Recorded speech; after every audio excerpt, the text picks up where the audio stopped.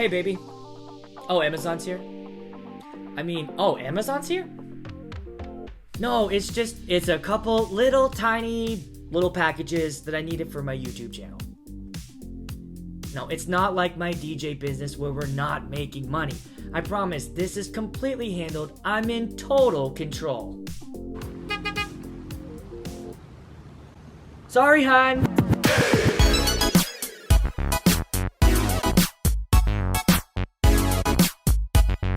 Hey everyone, Aaron here with a fresh new video, and today I'm going to be reviewing the Denon Prime Go. What I think really sets this apart from other controllers is a couple things. Number one, it's completely standalone. You don't need a laptop. You're good to go with just this alone. Number two, it's got that built-in 7-inch touchscreen. The touchscreen is super responsive. It just kind of makes DJing a little bit more fun. Your hands are doing everything. You're looking for music, you're swiping over, you're using your faders, you're doing effects, you're doing all that stuff. It gives you more things to do while you're DJing. Some might think that's cool, some might think like, I don't want more things to do. Number three is, what is number three? Wi-Fi. Okay, this thing's got built-in Wi-Fi. What you normally do is you can plug a USB stick into this or an SD card, which is what I do. But if you don't have those things for some reason and you just got the Go and you've got Wi-Fi, you're set, because through the Wi-Fi, you can also connect to some of our favorite streaming services like Beatport,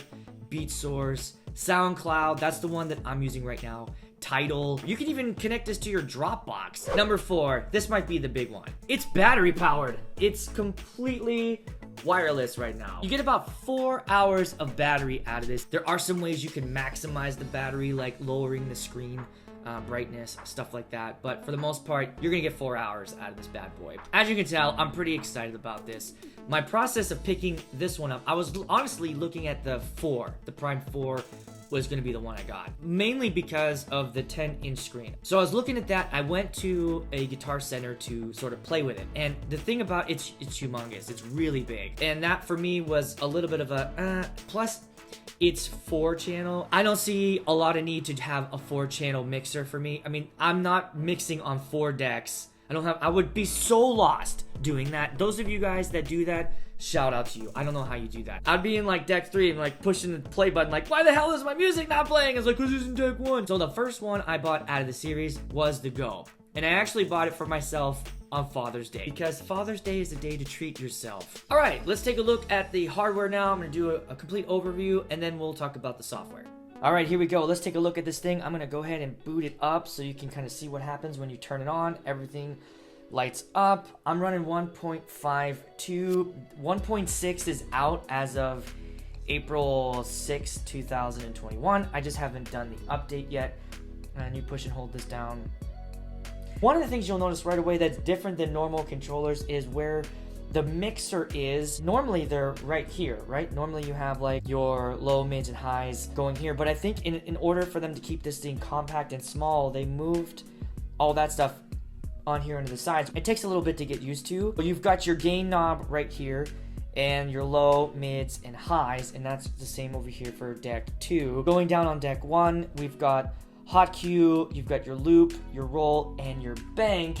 And the thing with the bank is because you only have 4 performance pads, when you hit the bank, it basically gives you 8. Let's talk about the performance pads, because this was one of the things that shocked me when I first got it. They're buttons. I really thought they would just be rubber pads you could tap. You do have to click it to get it to respond. So if you're trying to do like quick, hot cue points or loops or whatever, you got to push down on those buttons. All right, now let's get to the little baby jog wheel. This is a little baby. This is my hand over top. It's tiny. The really only benefit to the jog wheel on the Go, I think, is just for nudging. I've seen some other DJs who scratch more talk about you can, but it's pretty hard to do it on these little tiny guys. Right over here, we got the pitch bend faders.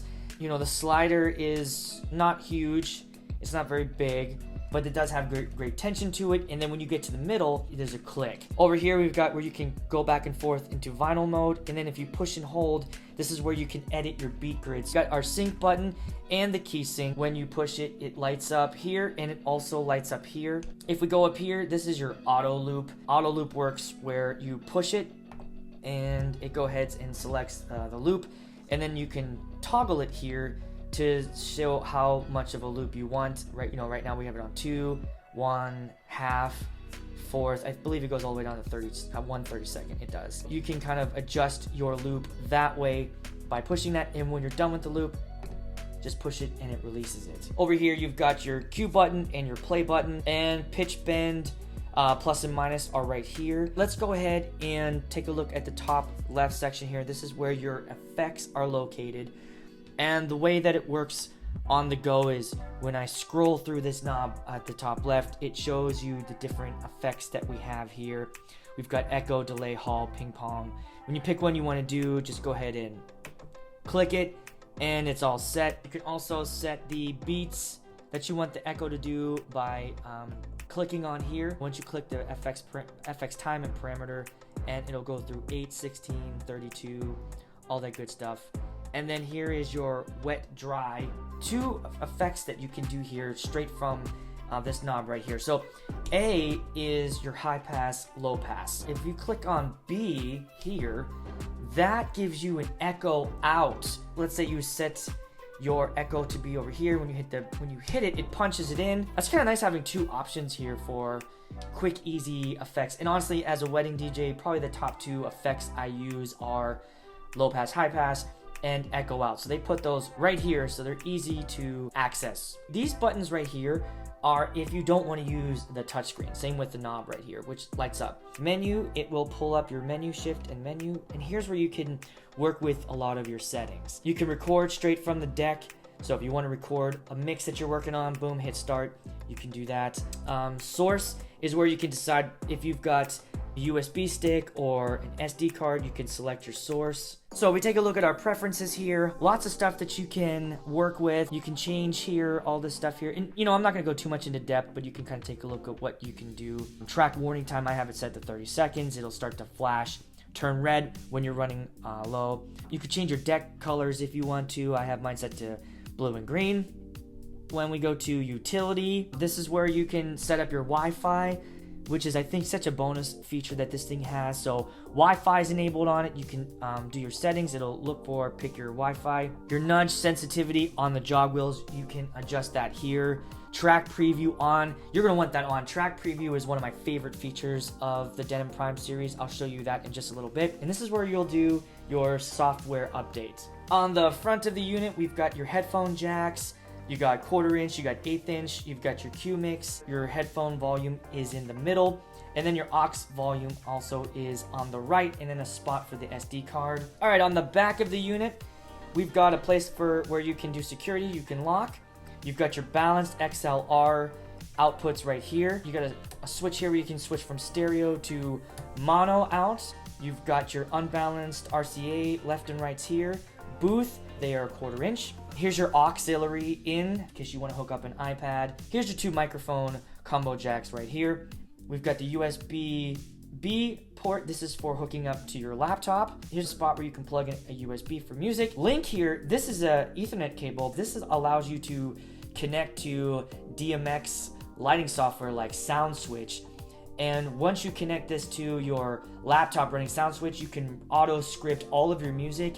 And when you connect this to your laptop, when you push play on a song, your lighting will automatically DMX through the show that they made on SoundSwitch. So it's really cool that these 2 things integrate. I believe Denon and SoundSwitch, I think, are working together or partnered, and that's why they added this. Here we got your power. This is what you use to plug in if you want to plug in, and this is how you charge the unit. And here's your power on and off. Right hand corner where we've got your microphones, and here's your gain knobs for that. On button turns it on, off, off. And so you got 2 of those. This is for your booth. This is your booth master volume. And then here is the master volume for the entire unit. Up here is the eject button for you to safely eject your music sources. All right, let's talk about this incredible 7-inch touchscreen. Let's start over here on the left side where when we come up here, this is where you will have access to your streaming sources. And you can, again, pick which ones you want to have access to. I've got SoundCloud.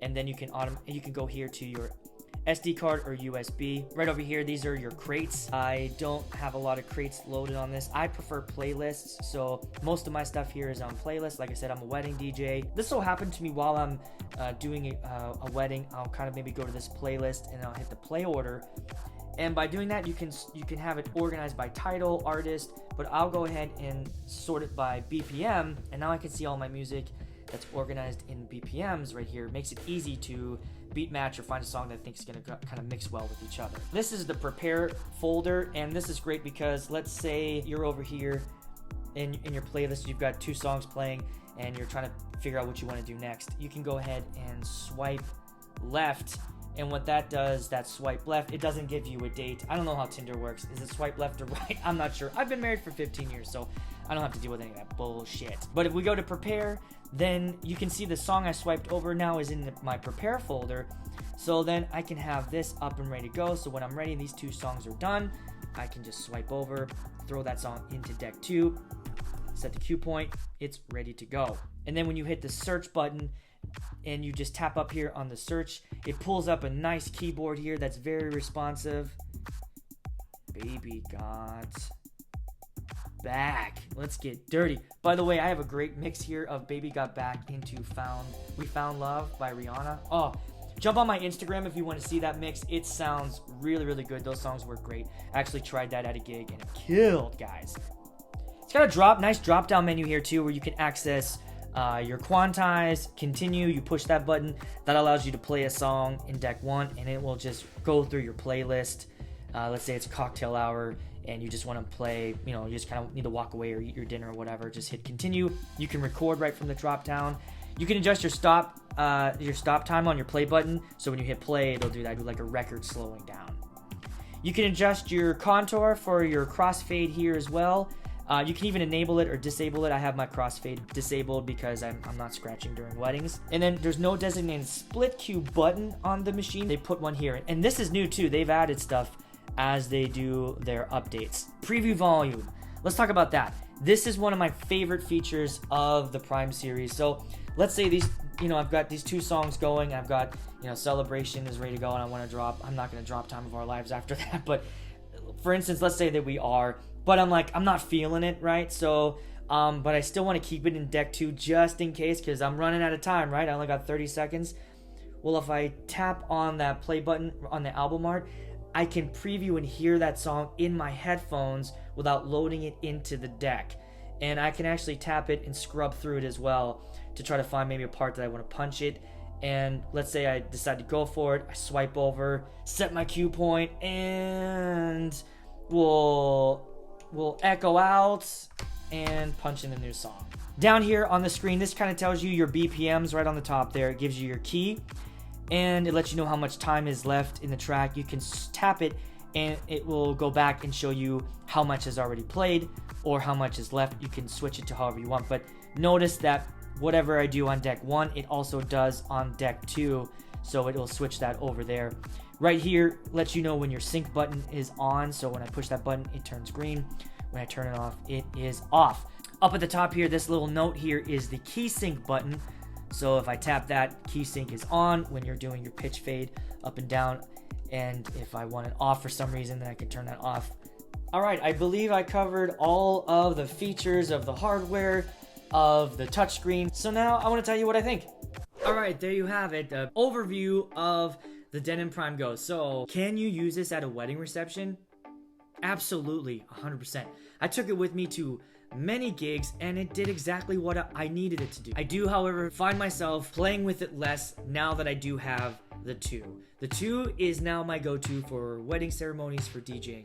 But the Go is going to be a perfect solution for a smaller party or outside ceremonies, or just if I want to play. If I want to go outside on my porch and just practice, I can take it with me, and it's battery powered. I also thought about this. I've done some weddings out of state or out of town. Now, all I have to do is pack this bad boy in my backpack.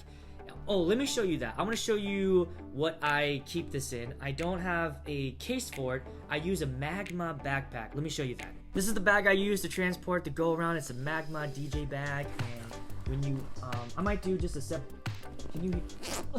it opens up all the way.